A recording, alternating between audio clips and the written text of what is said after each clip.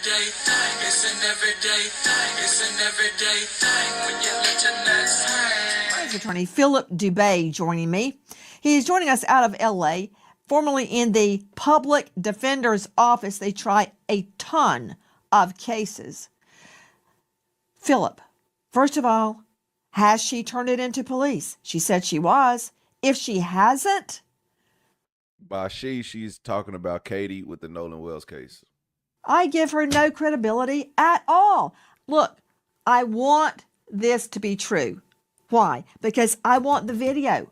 I want to see the timestamp on the video. I want to see, was he still on Horn Island at 4:30 when his acquaintances on the Triton boat left? I want that video. And if she hasn't brought this forward to LE, law enforcement, then it means nothing to me. I mean, if I know a young man turns up dead in the water, and I know there's a controversy surrounding this, I mean, we know she knows that because she's gone online and posted it, then why not hand it over to police?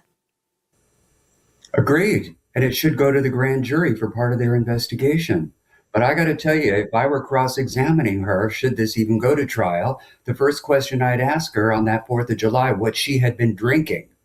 Before that video got activated, everybody would want to put him up. Drinking and smoking. You know how many people were partying? Okay, man. Have you lost your mind? You defend criminal cases. I bet everybody you put on the stand has either been high, drunk, or worse during the altercation.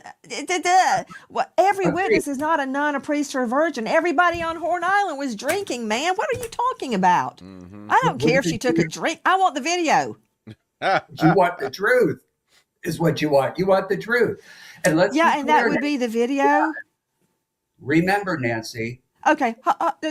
Let me ask y'all a question, man. Why do y'all think that Katie hasn't came forward? Just put that in the chat. I'm gonna give y'all my own reason and why I think Katie hasn't come forward. Is because the truth is, if this is all alleged, and this is just my theory. If, let's just say, Nolan did leave with Katie, she should know what happened. If she knows about his death and she didn't report it, she can be implicated if there's any foul play. So her play is not to say nothing, which is probably the smartest thing to do, is not say anything. So, and why she hasn't turned these things over to the cops is because it comes with consequences. If she tells what happened, it's going to put people in jail and possibly some sort of trouble for her if she had anything to do with it. If she didn't have anything to do with it, then, you know, it's all good. Then I don't understand why she wouldn't go to the cops. But that makes me think that those boys threw Katie under the bus and said, oh, no, we left her with Katie. They probably heard what happened, but they're not telling. So some people know what happened. It's a real tight-lipped situation. Not consistent. Brandon Tatum is joining us. So after all that, all you have to say is, was she drinking? That's your takeaway from that? Joining me is Brandon Tatum, former police officer, Tucson, now star of The Officer Tatum on YouTube, who famously has interviewed the acquaintances who all say they had nothing to do with it. Let's just put that out there. He's interviewed them extensively. I want to talk about not what you want to talk about, Brandon Tatum, which is they had nothing to do with this, because I met them and I believe them. So noted. Can we talk about a potential witness to an altercation? The sarcasm is just like, she said, what you want to talk about is you met them and you believe them. So noted. And that would be the video. Brandon Tatum is joining us. So after all that, all you have to say is, was she drinking? That's your takeaway from that? Joining me is Brandon Tatum, former police officer Tucson, now star of The Officer Tatum on YouTube, who famously has interviewed the acquaintances who all say they had nothing to do with it. Let's just put that out there. He's interviewed them extensively. I want to talk about not what you want to talk about, Brandon Tatum, which is they had nothing to do with this, because I met them and I believe them. So noted. Can we talk about a potential witness to an altercation? And she seems to suggest it was over Katie. Why? Don't know what the altercation was. Maybe it was, hey, leave her alone and get on the boat, or leave her alone, she's my girlfriend, or it could be anything. But if there is a witness placing Nolan seemingly in the water, I can't tell that, but having an argument with another person, a partier at Horn Island, that is significant. It could prove or disprove your friend's timeline. Well, Nancy, I think that it's a big obstacle to climb here because I've never heard of this altercation whatsoever. Nobody that I've talked to have alluded that this altercation was real. And also Katie, whom I saw her text messages, she didn't even say this altercation occurred. What I will say is that if I was an investigator in this investigation, I want to hear that. I want to be able to compare that information to other things that we may have or other witness statements. But I don't think it's significant because it doesn't show if Nolan Wells was actually killed in that altercation. She's claiming that there was an altercation between him arguing with somebody else. There was a potential fight, but that doesn't get me to how did he drown? How did he get in the water? And how did he not recover and come home to his family? So I would take that into consideration. I would compare that to the other interviews that I've done, but I don't think it's significant whatsoever. However, I would be incredibly skeptical because there's no other statements that I've heard from anybody that comes even close to an altercation with Nolan Wells and others over a girl. Brandon Tatum been living under a rock. He been living under a rock, or he's just that in denial about the whole situation. Number one, he's dead shortly after an alleged altercation with another male. We think over a woman. See, in my world, I put together both circumstantial and direct evidence. Direct evidence would be, for instance, DNA or a fingerprint. Circumstantial evidence is the timing of the alleged altercation and his death. Right? Nancy, so but Nancy, it's hard for me to believe that there's some kind of altercation on Horn Island just before he dies. And they were not connected. That's hard for me to believe that. Well, Nancy, she's not saying he lost the fight. She's not saying that he got beat up. If you look at the autopsy, there's no clear signs of blunt force trauma to his face or any of the vital areas that could kill him. So it doesn't appear that there's any indication that he lost a fight, that there was enough trauma in this particular fight that would lead to his death. And when you look at the autopsy, there is no blunt force trauma to his face. There is no lacerations or damages to the back of his head. This is redness that was underneath the skin. Oh, wait, are you looking at the screen? Because I'm looking at a big red mark on the back of his head. Yeah, but this is underneath the skin. This is not a big red gash that's in the back of his head, which would be consistent with blunt force trauma. This is something that occurred underneath the skin that could have been from pooling of blood after his death due to, Okay, I need to explain something.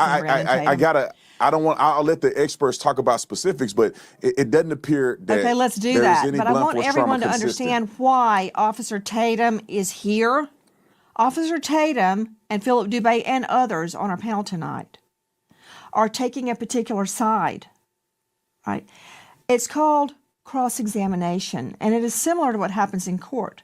A theory emerges, a line of questioning emerges, and the other side tests it with fire under cross-examination.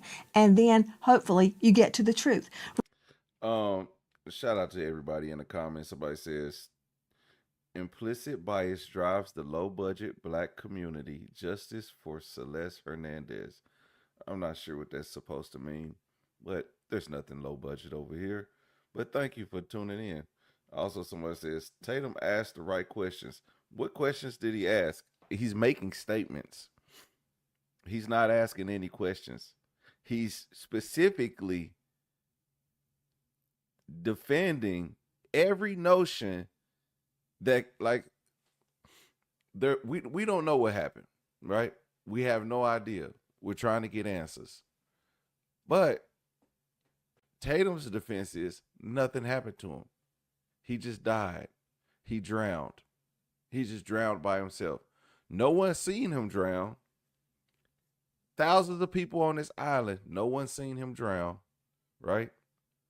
If he was to be by himself, what made him wander off by himself? Is there a situation that happened? What is the reason that Nolan Wells was by himself on an island with thousands of people, and he left with a girl, Katie? He left with Katie. Tatum's not asking the questions. He's saying, "Oh no, there's no evidence of this. There's no evidence of that." Of course, because nobody's saying nothing. Katie's not saying nothing. The last people who supposedly saw him was Katie. The last people that your friends, Mr. Race Batum Tatum, your friends implicated Katie to being the last person that they saw with Nolan alive. Now, why haven't you got an interview with Katie? Because what she has and what she knows is damning evidence, and it could put some people away and close this case. But she won't do it, and I'm not sure why. Right now, we're talking about an alleged eyewitness to an altercation just before Nolan Wells is dead. If she has not handed this over to the police, it doesn't mean a hill of beans to me. But Tatum has a good idea, and that is, let's let an expert discuss it. To Joseph Scott Morgan, death investigator, professor of forensics, Jacksonville State University. You can see him now on a hit podcast. It's on YouTube, Body Bags with Joseph Scott Morgan. Joe Scott, if there had been not a blunt force trauma that Officer Tatum is describing, but a fist fight, if there had been a fist fight,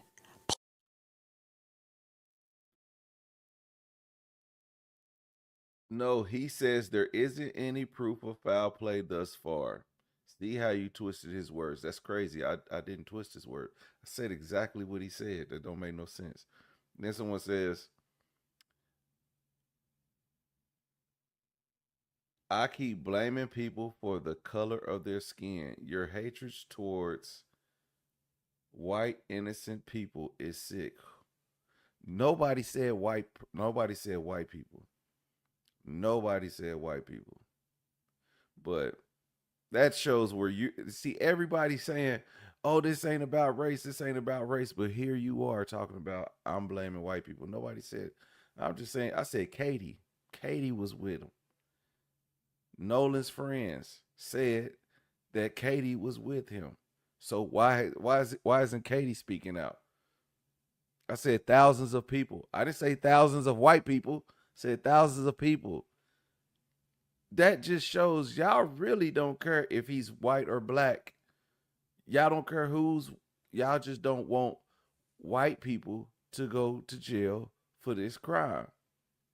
If there is a crime and there's not enough evidence to rule out that there wasn't a crime because somebody died and no one knew when there was thousands of people on this island. And I don't believe that. I find that hard to believe. And it's not because they're white. It's because a crime happened. plus body in water for multiple days, body decomposition, would you expect to see red marks on the hands at that juncture, on the face? What would you expect if there had been a fisticuffs? Yeah, you would see, well, first off, above discolored areas, like consistent with contusions. If there are facial strikes or just body blows, you can actually see abraded areas over the surface of his fingers. And these are very subtle sometimes. And if there is decomposition, which we believe there is, particularly per the second autopsy that was performed, he didn't make note of this. And can I go one more step with this? And this is kind of graphic, but people need to understand this. This physician that did the second autopsy actually did what's referred to as a coronal sectioning of the face. So there were multiple incisions made into Nolan's face in this autopsy, this second autopsy. And this guy didn't see anything. He didn't see anything that was of import relative or indicative of blunt force trauma. And I would think that if there was contact, particularly if he's fighting a group of people, these sorts of things, you're going to have injuries probably on the leading edges, or what we refer to as the blade of the arm right here on the forearm, the back of the hands, the knuckles as points of contact. And certainly if there's facial strikes going on with him, which we find with blunt force trauma many times with fisticuffs, as you say, you'll see these strikes, you'll see marks on the face. There's nothing to indicate that in the second autopsy. Now, what the state has, I don't know, but I do know this. I know they're saying they're done with the autopsy and that it's complete, which means the gross findings in the autopsy room, the tox, the histology, that means that autopsy report is complete. They just hadn't released their findings yet. And speaking of that, Joe Scott Morgan, I've heard the same, that the autopsy is complete. Yeah. There are reports that there is no cocaine in Nolan's system. That's uncorroborated reports, Okay. but a good source. No cocaine in the system. Yep.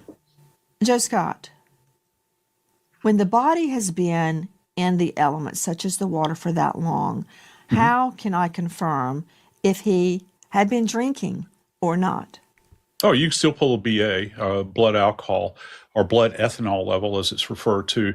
And again, Nancy, we're not talking about someone that has been down for weeks and weeks. We can still do the BA, and it can come from urine, blood. We can still draw urine and find it pretty effectively. You'll have what's referred to as qualitative. We've talked about this before, and I know you understand that. But so our friends understand, you have a qualitative amount, which they say. I just want to point to this right here. And it can come from urine, blood. We can still draw urine. Okay. You see here, Nolan is on a boat, right? That looks like a middle-aged person and a middle-aged woman, middle-aged man and woman. A few more people, probably younger. Those look like some children, possibly smaller children, maybe like 6, 7, 8, 9, 10. Some teens, maybe one older person. A group of people on this back boat. All these people around. And Nolan perhaps walked away to use the restroom in a bush and ended up drowning. I find that hard to believe. You see how many, that's the point. It's like, there's too many people around. Now, if there was a fight, you know, when fights happen, you know, a lot of people crowd around or whatever. And when people crowd around and something happens, and it's like, ooh, usually most people don't die during these fights. Like, a lot of times when people get into fights, and I've seen them on the beach. Well, not really the beach in Oklahoma, at the lake. But beached, even fights in the water, and fights on boats. And if it's two guys, they'll duke it out, and then they'll shake hands afterwards. One of them will have a bloody nose, and he'll jump in the water to rinse all the blood off his face. I've seen this happen countless times, and no one has died. Now, had somebody died, I think some people would do the most responsible thing, and that's tell authorities what happened. If it was an accident, I get it. But for no one to know, it seems suspicious. I don't know if y'all do this in y'all area. I don't know where y'all from, but in Oklahoma, we all go out to Lake Thunderbird or Lake Eufaula. We go find a cove. People tie their boats together, put the little buoys things in between the boats so they don't crash back and forth, and we sit there tied up and we drink, walk from boat to boat to boat, dance and listen to different music. Whoever got the music playing right, the right music playing at the right time, girls shaking ass, guys being guys, horn dogs, looking at all the women in bikinis. It's a great time. Somebody might get drunk and fight. Everybody still went home safe though, as far as I know. and find it pretty effectively. You'll have what's referred to as qualitative. We've talked about this before, and I know you understand that. But so our friends understand. You have a qualitative amount, which they say yes, it is present, and then you have a quantitative amount where they do the measurement of the BAC, the blood alcohol content. Just think about DWI, DUI, wherever you're from. Those levels, and then we get up to those lethal levels. That's really what I'm interested in. Relative, and yeah, I'm interested in any of the other toxicological findings you might have relative to anything illicit or illicit drugs, but particularly with alcohol, because that has been kind of this thing that has been said. I've cross-examined a lot of witnesses, and We have a video showing him in HD quality, showing that he was in a fight. Then I would call her ability to perceive, recollect, and even state that there was an altercation going on in her presence. Brandon Tatum joining us, Officer Tatum on YouTube.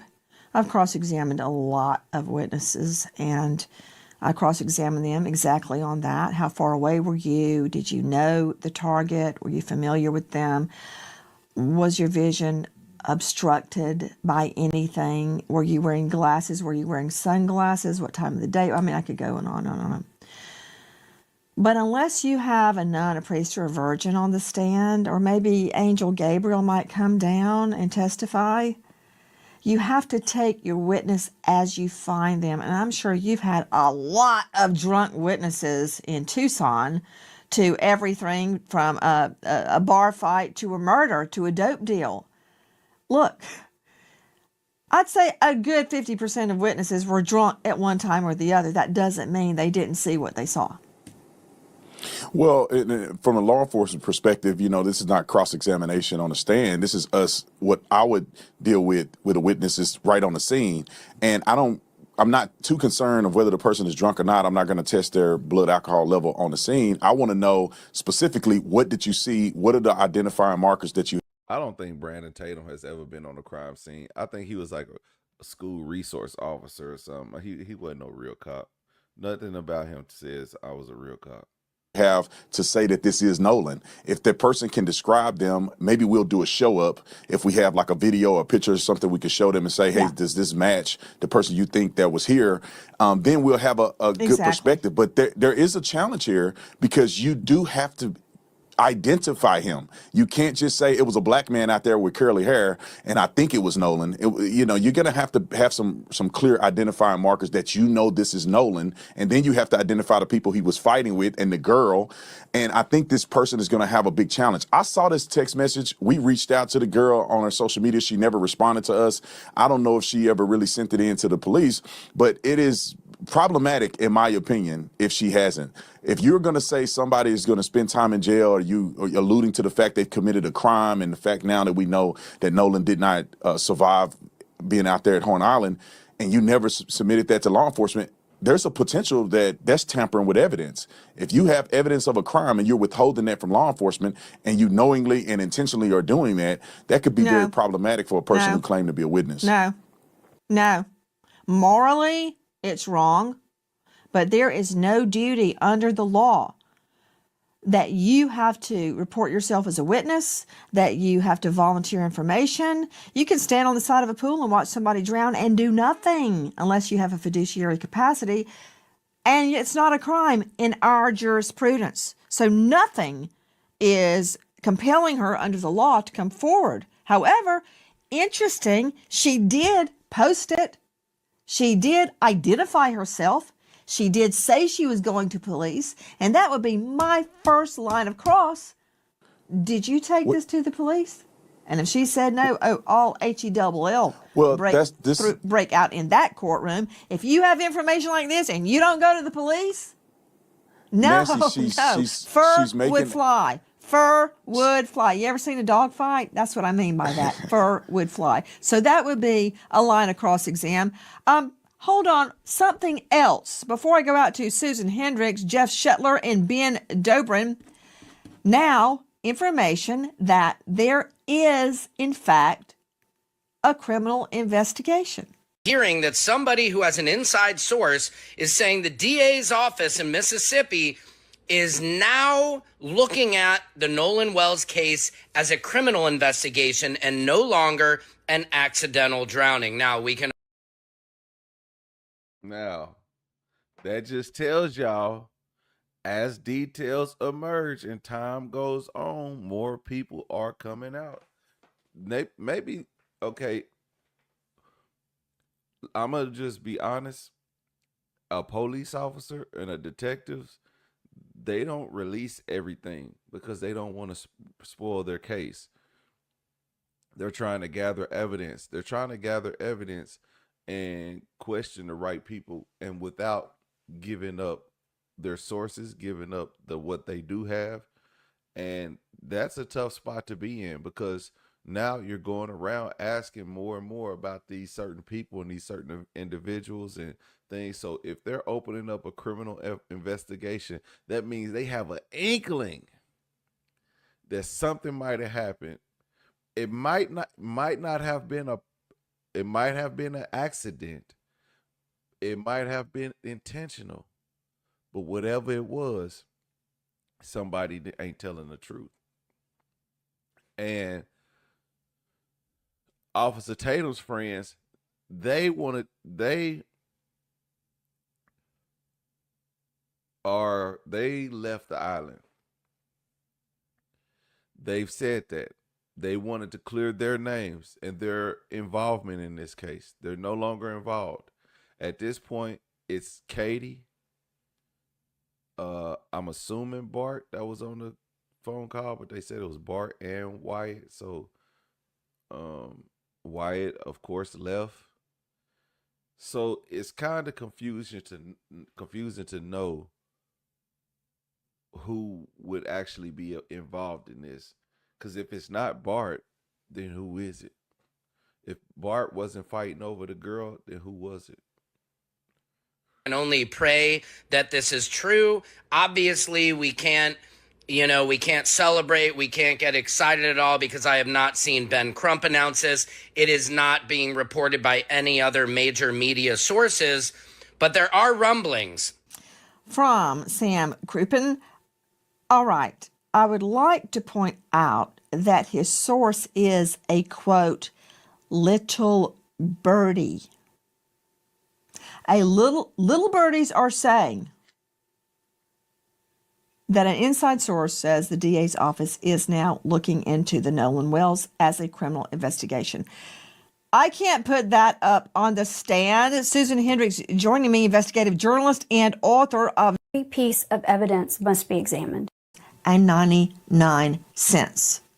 And good luck. I understand the public's urgency to know what happened to Nolan, but we are not taking time for time's sake. We are taking the time required to complete the work this investigation demands. Since Nolan was reported missing, local, state, and federal law enforcement agencies have worked around the clock investigating what happened to him. Every piece of evidence must be examined. Every credible lead must be followed to its conclusion. Every witness interview must be analyzed in context of all other evidence. The pressure for answers does not change what the work requires. Our responsibility to Nolan and our community is to complete this investigation thoroughly, carefully, without compromise, supported by the evidence and worthy of the confidence of the people we serve.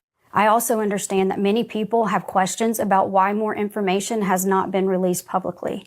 In Mississippi, the rules of professional conduct restrict the information a prosecutor can release during an investigation. Our restraint in communicating facts and evidence is not an effort to keep the truth from the public. It is an effort to protect the integrity of this investigation in the grand jury proceeding. And tonight, more rumblings that the wrong. Let me ask y'all this. Since y'all are so hell bent on race baiting.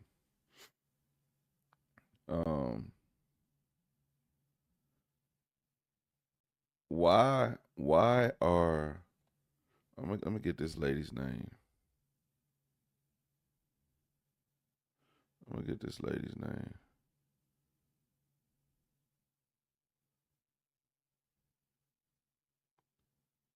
Oh,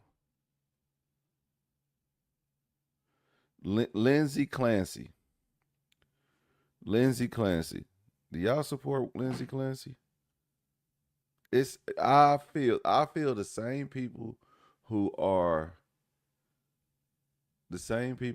defending a murderer who we don't know if there's a murderer yet, but you're basically defending the probabilities that somebody unalive somebody. Y'all are the same type of people who would defend Lindsay Clancy.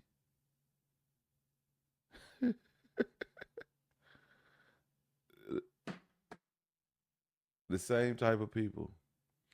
I just don't understand it. Somebody said,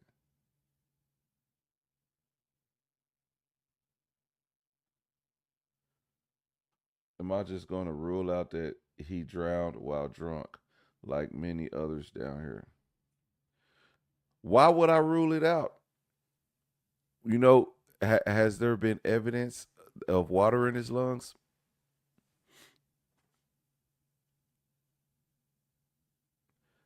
Show me evidence of water in his lungs. Oh, you can't because he doesn't have any. They took him out. Remember? Damn. If it was water in his lungs, why didn't they just present that to the second autopsy? Like, look, this was in his lungs. And I'm pretty sure that there's ways to find out if the water was in his lungs before or after his death, if water in his lungs caused the death or if it was in there after post-mortem. I mean, forensics is a real thing, okay? So I'm not ruling it out, but I'm just saying, if he was drunk and drowned, why was he by himself?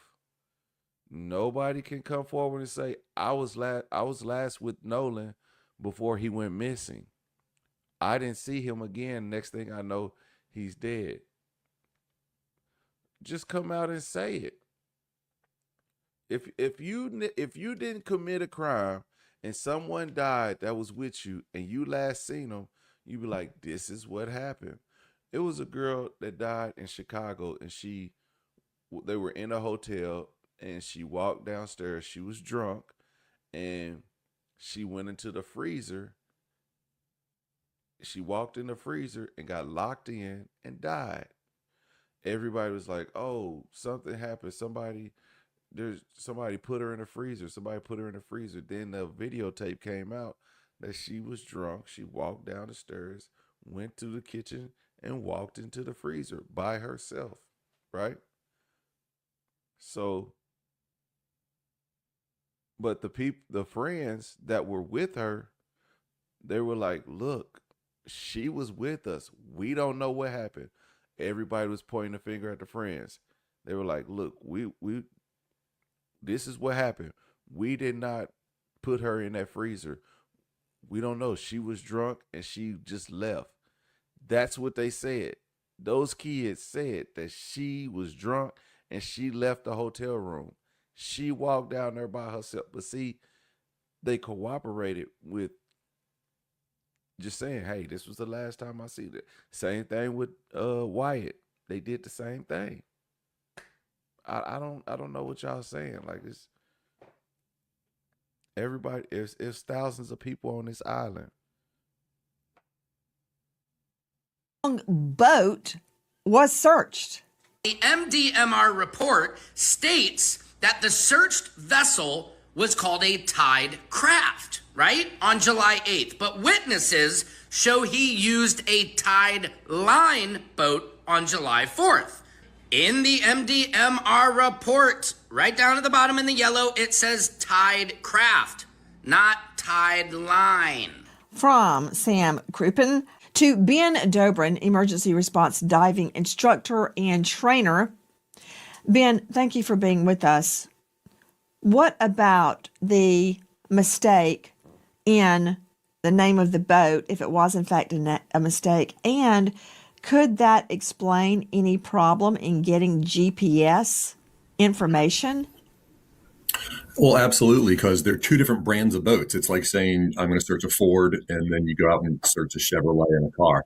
They're very different brands of boats. And so if they were searching the wrong boat, then any information on that boat would be the wrong information. So if you're going after the GPS plotter on the Chevrolet, but you want the GPS plotter off of the Ford, they have no bearing. And so if you're searching the incorrect boat. I've been dreading the day I received this email. The invitation to my high school reunion. You have incorrect evidence. To Brandon Tatum, star of The Officer Tatum on YouTube, we just saw some video from your show.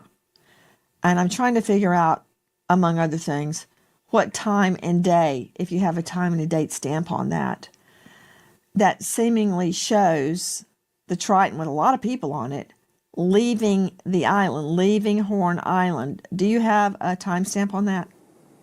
I don't have the timestamp. I can ask them to see if they can get it to me. When I watched this video and they presented it to me, this was during the time that the CETO call was occurring. So it had to have been right around that time. You could see Wyatt on the boat on the phone. And so this is how it was presented to me. And just to kind of answer your question about the boat searches, you know, it's partially irrelevant depending on the investigation and the interviews that they've done. There is no indication that there was a crime committed on any one of these boats. When you have 60 people that have already... Kanika Jenkins, I'm sorry, she was not murdered. I seen the videotape. I mean, she walked down there by herself. Now, I don't know what you seen, but you need to go rewatch that story. She walked down there by herself. She walked in the freezer by herself, and she didn't come out of there. And when they found her the next day or the 2 days later or something, next day, she was frozen. It's a sad, unfortunate situation. But again, now it's a girl in that went to Cancun with her friends. They were from North Carolina. I think one girl was going to get a BBL, and one girl was going to get a BBL. The other friends were just riding along. Well, on this trip, they started bullying one of the girls. She got killed in Mexico, and those people fled from getting a BBL from Mexico, drove back to their state, and left their friend there dead. Now, did they cooperate? No. Why didn't they cooperate? Because they witnessed a murder from several people. They didn't want to implicate themselves. Eventually, they all got caught and they all got tried, and they all are in jail in Mexico for murder. So that you could just look at if the evidence is there, you got to get down to the bottom of it. If people were there, somebody seen something, and that's what I'm saying. Like, it's hard to believe that nobody sees anything these days, especially with all the cameras. But of course, they're on a beach. But all the phones, recordings, people out there, you could, even though you're not, you could still record snaps even though you're not online. You can still record videos if you're not online. You can still, if you don't have any cell service, you just can't upload. already given statements to law enforcement. You have the young men that I interviewed that were on their boat that left the island. And then you have people that saw Nolan on the island after they had left. It's no indication that Nolan was on any one of those boats at any point in time and that a murder occurred on those boats. So regardless if they searched them or not, you know, it was offered up for them to use a cadaver dog, but that never occurred. And so I don't really think that the boat situation or search is significant. The boys submitted their Life 360, which is how they got a GPS tracking of when they left the island and how they got from point A to point B, where they docked and all of those things. So all of the information has been concluded, or at least have been explored, and it didn't appear that there was any foul play on any one of the boats. Okay. Officer Tatum, I respect everything that you just said. But to have a witness tell me it's true because I said so, and because my friends say so, that doesn't mean it's true to me. This is GPS. It could be true. They provided GPS. That doesn't tell me what happened to Nolan. Just because they got GPS, they provided Life they 360, came back. They provided Life 360. They provided the CETO call, and you can put those two things together and say, okay, the timeline matches. And if they left at 4:30, they were already gone. All three boats that came out were already gone when Nolan was last seen. So now you have a timeline that's consistent with evidence that they presented. Right there. I was going with you until you said the time Nolan was last seen. Because their GPS data, I'm sure, is correct. And their Life 360 data, I'm sure, is correct. I'm not arguing with the technology. But what happened just before that? Where was Nolan when they're leaving the island? If you can place him on that island at 5 or 6 o'clock, please do it. And then I will turn attention elsewhere. I'm not trying to hang your friends, the people that you have interviewed. And I respect that you believe them, and maybe you're right. If he can be placed on that island at 5 or 6 o'clock, then they're in the clear. But I want to know who's placing them there, him there, and how.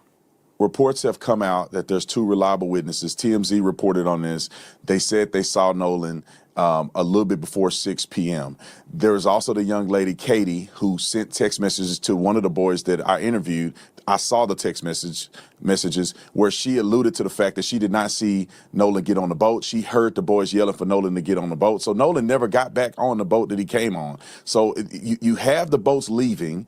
You have a CETO call. So did Nolan leave with Katie or not?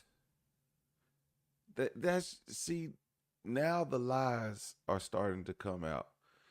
So Officer Race Batum said that his friends said that they saw Nolan leaving with Katie. He wanted to stay back for Katie.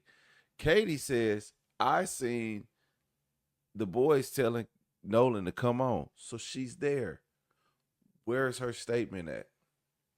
If he stayed back with her, that means she should have been with him the whole time. So why is our focus not on Katie? Like, we need to hear detailed accounts from Katie. And if she's not, I would assume that she's cooperating with law enforcement because we haven't heard anything. And she's giving them, I would assume that she's giving them the proper information. But if she's not forced to, like you said. You have testimony from everybody on the boat, and all of those things have to be taken in consideration. Also, they have already spoke to law enforcement about this. Them talking to me in the interview is them just telling the world what they told law enforcement. If there was any indication whatsoever that he was on the boat based on the testimony that was given from the boys or anybody else, even this new witness that have come forward, I think that there would be a significant investigation leading to an immediate arrest. But they clearly don't have any clear evidence that there is a crime that is committed, and especially a crime that was committed from the boys that I interviewed. I can't speak for everybody else, but I know the young men that I talked to, they were gone. There's no indication that Nolan was on the boat whatsoever. They're giving statements. Katie gave a statement. Even this person is claiming that they saw Nolan get into a fist fight. It appears that this person is claiming that the fight has happened after Wyatt and the rest of them had left on the boat. All right, there y'all have it, man. That was crazy. Man, let me know what y'all think about this crazy situation in the comment section. Obviously, it's getting deeper. Maybe we'll get some answers. Maybe we won't. Either way, justice for Nolan. Pray that, whoever knows something comes forward. And that's all we could do right now and just keep covering it every day.